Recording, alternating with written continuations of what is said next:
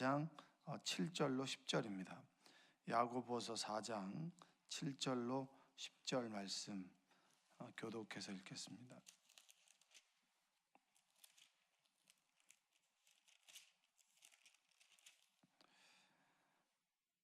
그런즉 너희는 하나님께 복종할지어다. 마귀를 대적하라. 그리하면 너희를 피하리라.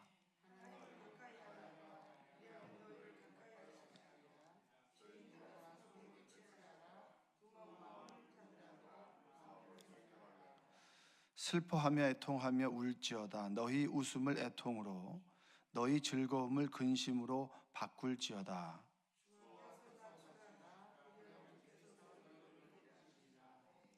아멘. 오늘도 하나님의 은혜가 여러분의 삶 가운데 함께 하시길 주님의 이름으로 축원드립니다. 내일은 11월 1일 월삭 새벽 기도회가 있습니다. 여러분들 잊지 마시고 내일은 또 강사님이 새로 오십니다. 그래서 하루 주실 은혜 말씀을 준비하시는데 여러분 빠지지 마시고 기도로 준비하셔서 큰 은혜를 받는 시간 되시기를 원합니다. 그리고 새벽에 많이 피곤하시죠? 이제 일도 하시고 또 저녁에 또 늦게 주무시면 새벽에 피곤한데 이왕 나오셨으니까 찬송할 때도 입을 벌려서 찬송하시고, 이게 영적인 싸움이거든요. 입을 벌려 찬송하시고 기도하실 때도 주여할 때도 그냥 목청껏 쭉 크게 부르시면 거기서부터 하나님의 은혜 통로가 되고, 그리고 성령께서 임하는 귀한 통로가 됩니다. 여러분들 부르짖어 기도하는, 찬송하는 그런 시간 되었으면 좋겠습니다. 어제 제가 6절 정도까지 말씀을 드렸는데 7절이 참 중요한 말씀이라 한 번 더 성경 구절을 또 읽게 되었습니다.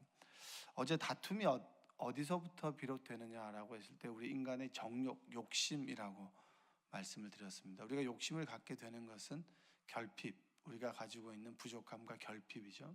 그 결핍을 채우기 위해서 하나님께 부르짖었을 때 무한하시고 풍성하신 하나님의 은혜가 우리 안에 거하면 진정으로 우리가 평안과 기쁨을 누리게 된다. 그래서 우리가 세상과 벗하게 되면 하나님과 원수되고, 그리고 세상과 벗하게 되면 늘 부족함을 가지고 살아갈 수밖에 없고, 부족함을 채우기 위해서 늘 다른 사람을 긁어서, 그리고 다투고 싸우고 늘 그런 힘든 일의 반복이 된다.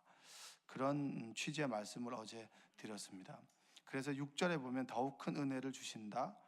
하나님이 교만한 자를 물리치시고 겸손한 자에게 은혜를 주신다. 이렇게 말씀드렸습니다.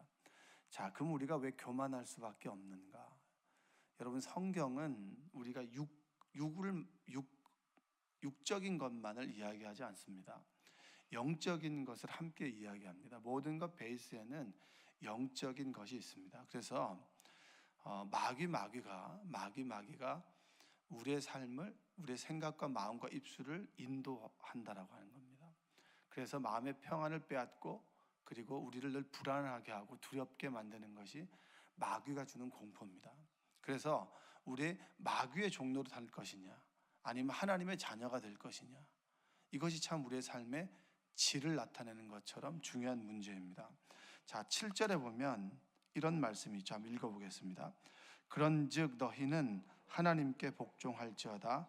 마귀를 대적하라. 그리하면 너희를 피하리라. 자, 7절에 결과적으로 그런즉 너희는 하나님께 복종할지어다. 성경은 여러분 마귀에게 집중하라고 얘기하지 않아요. 성경에서 나오는 분량 중에 마귀는 그렇게 크지 않습니다. 거의 99%는 누구를 얘기하죠? 하나님을 얘기를 합니다. 마귀에게 집중하게 하고 마귀가 주는 공포를 갖다가 우리에게 심어주는 것, 그것은 하나님의 말씀이 아니에요.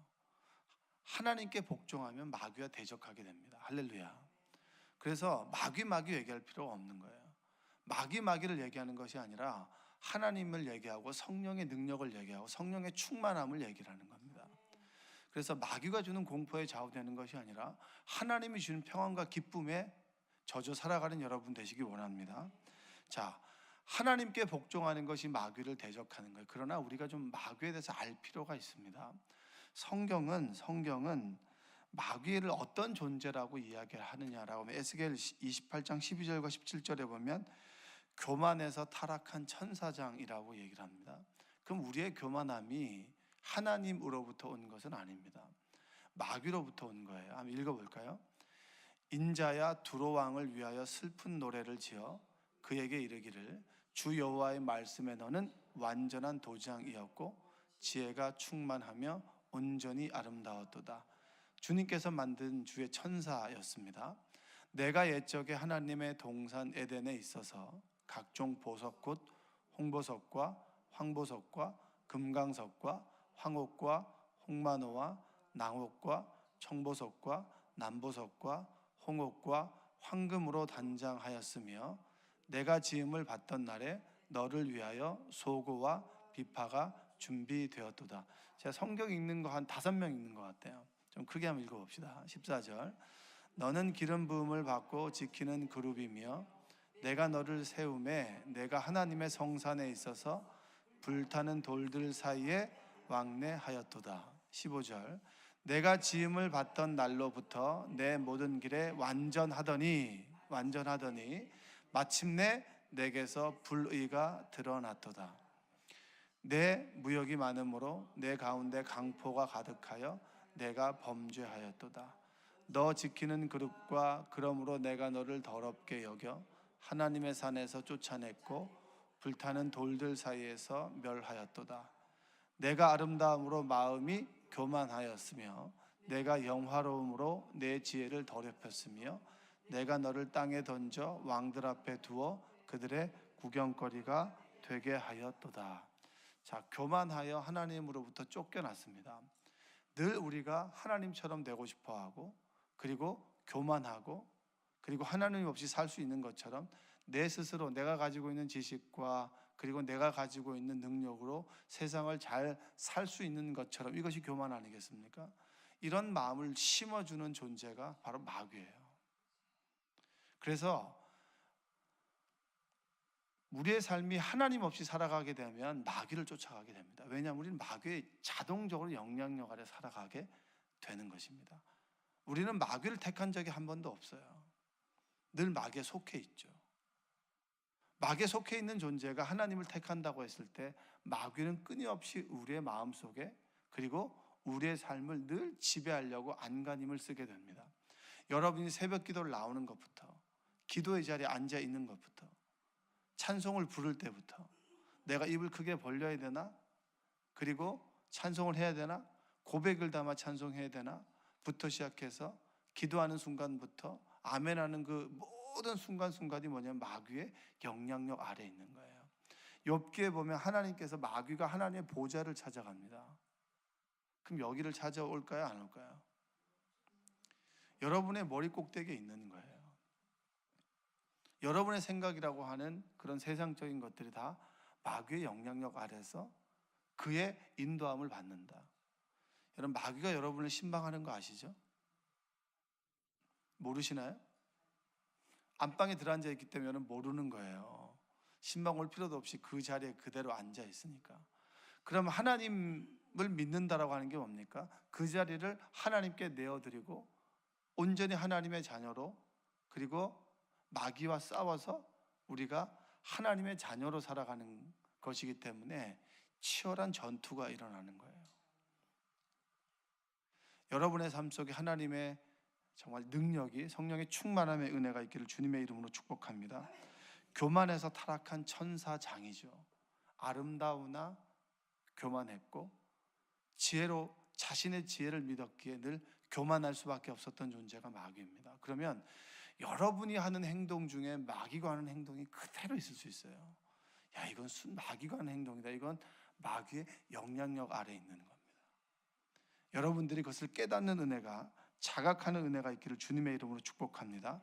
하나님의 동산에 있던 자로 천사 중에 하나였다가 타락하여 쫓겨났다.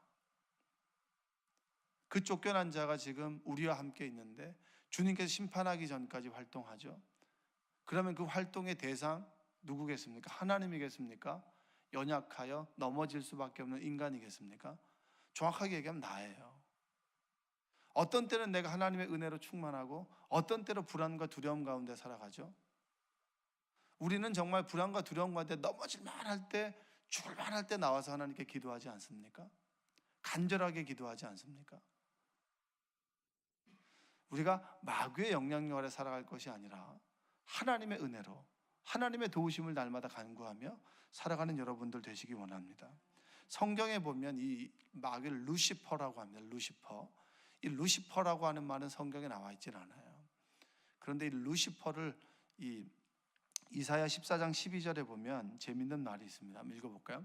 너 아침의 아들 계명성이여 어찌 그리 하늘에서 떨어졌으며 너 열국을 엎은 자여 어찌 그리 땅에 찍혔는고. 루시퍼가 계명성으로 번역을 했어요. 그래서 절대 성경에는 이 루시퍼라고 하는 말을 몰라요. 이 루시퍼라고 하는 것이 계명성이에요. 그러니까 하나님의 자녀인 우리를 끊임없이 넘어뜨리려고 마귀는 춤을 추고 있죠. 두려움과 절망을 주고, 그리고 기도의 자리에서 기도를 하지 못하게 하고 예배의 자리에서 관람자가 되어버리는. 우리의 예배는 여러분 관람하는 예배가 아닙니다.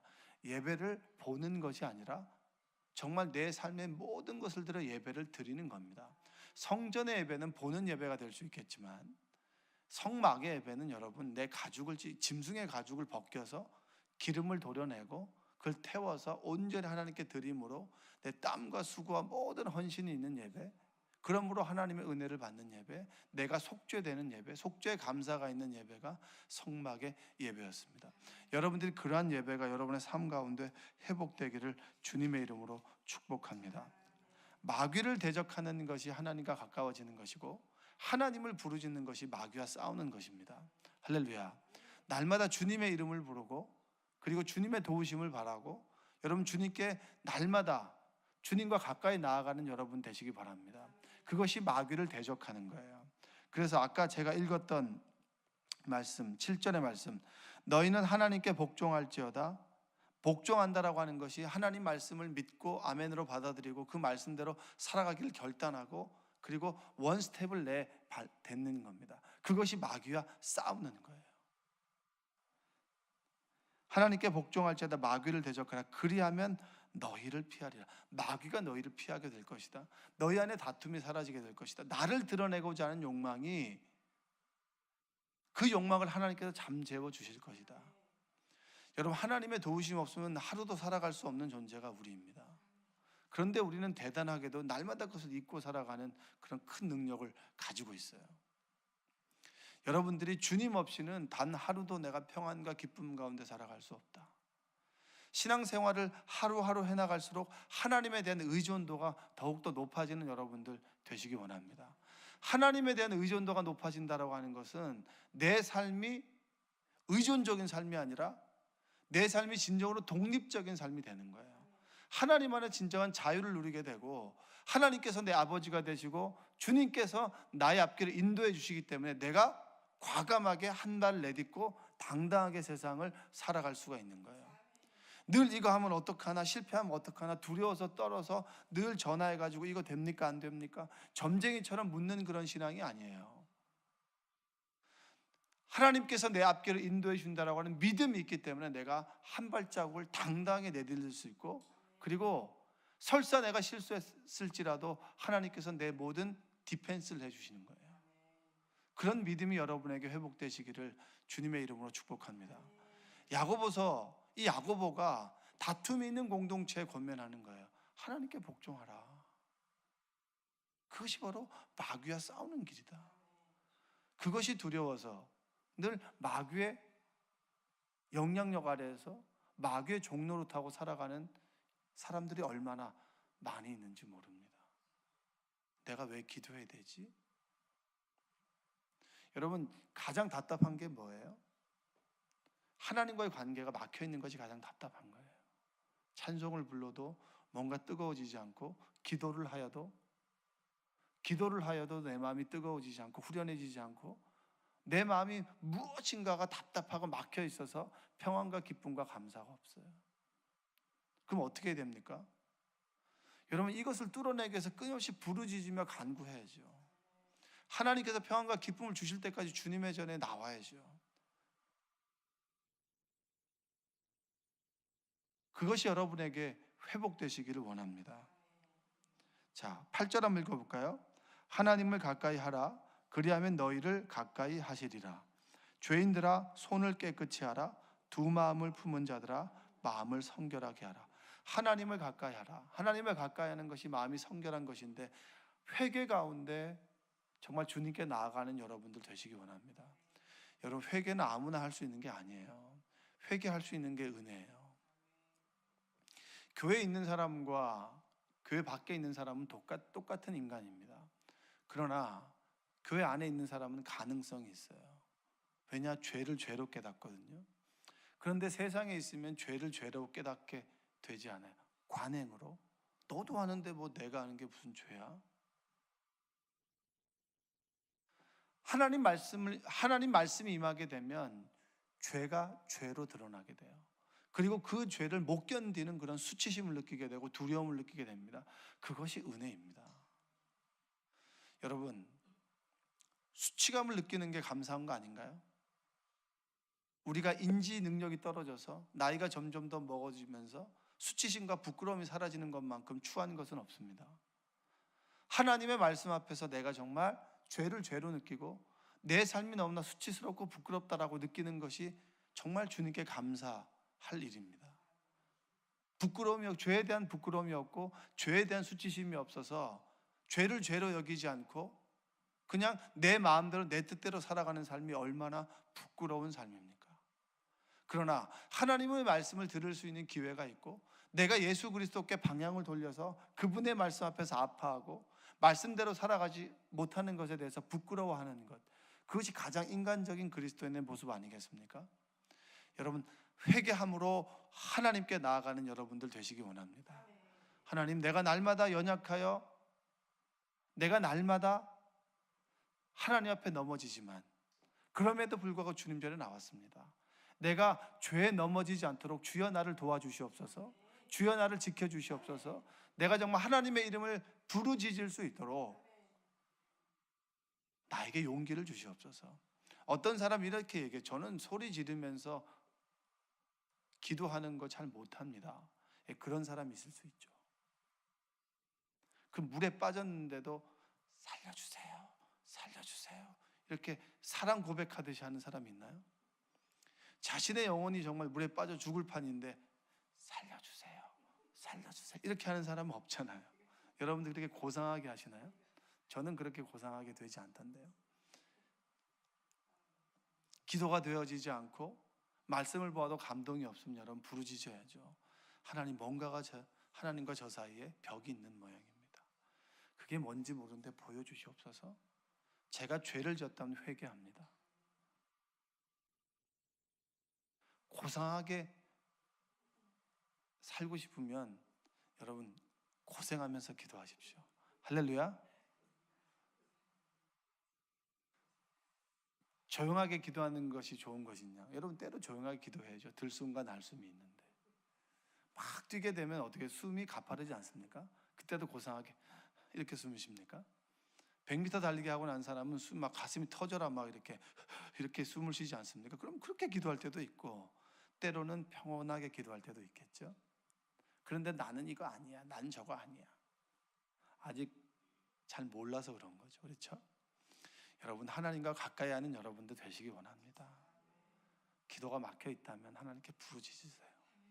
하나님, 내가 정말 예전에 하나님과 정말 소통할 때가 있었는데 기도만 하면 하나님의 평안함이 있고 하나님의 응답이 있고 그 말씀 속에서 응답이 있고 기도 가운데 하나님의 평안이 임하고 그리고 찬송 가운데 눈물이 났었는데 하나님, 제가 그것이 사라져 버렸습니다. 여러분, 정말 울면서 통곡하면서 기도해야 돼요. 그게 하루 이틀 되면 당연한 것이 되고, 어떤 말씀을 들어도 감동이 없는 사람들이 있어요. 어떤 말씀을 들어도 자극이 안 되고, 어떤 말씀을 들어도 왕년의 스타가 되어서 20년 전에 받은 은혜 울고 먹고 살아가는 사람이 얼마나 많이 있습니까?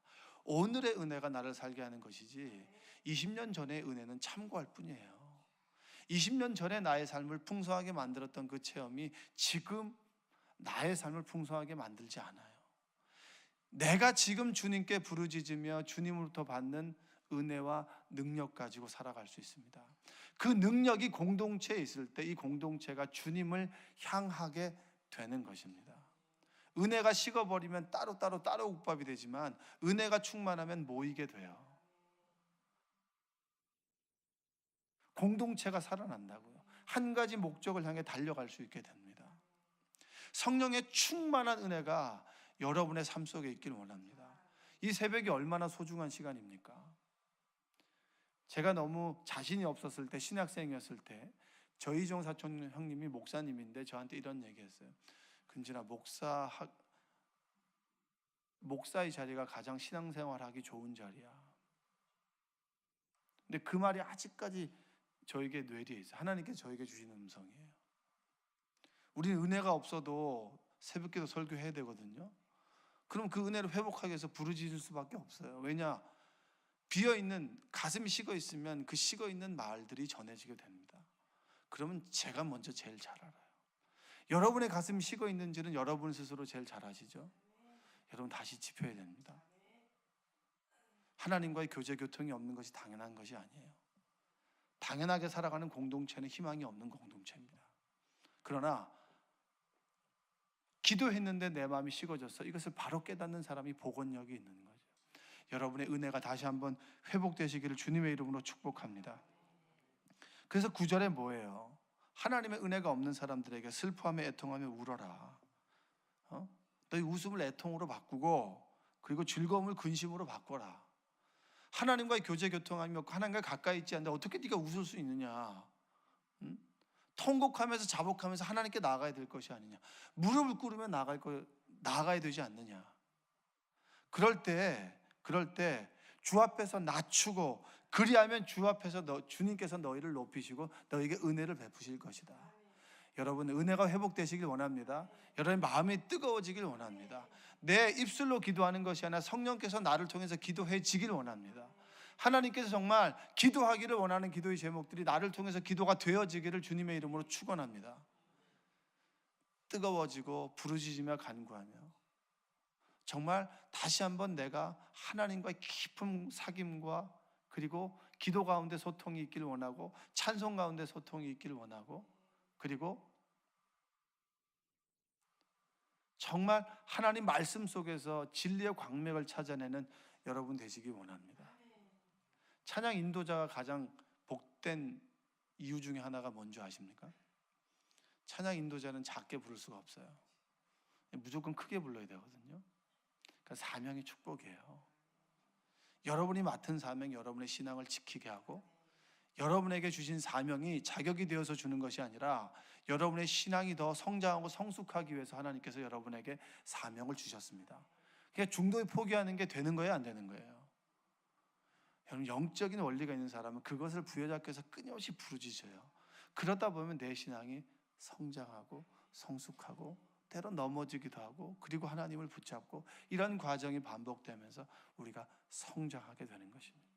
여러분, 여러분의 뜨거움이 회복되시길 주님의 이름으로 축원드립니다. 할렐루야.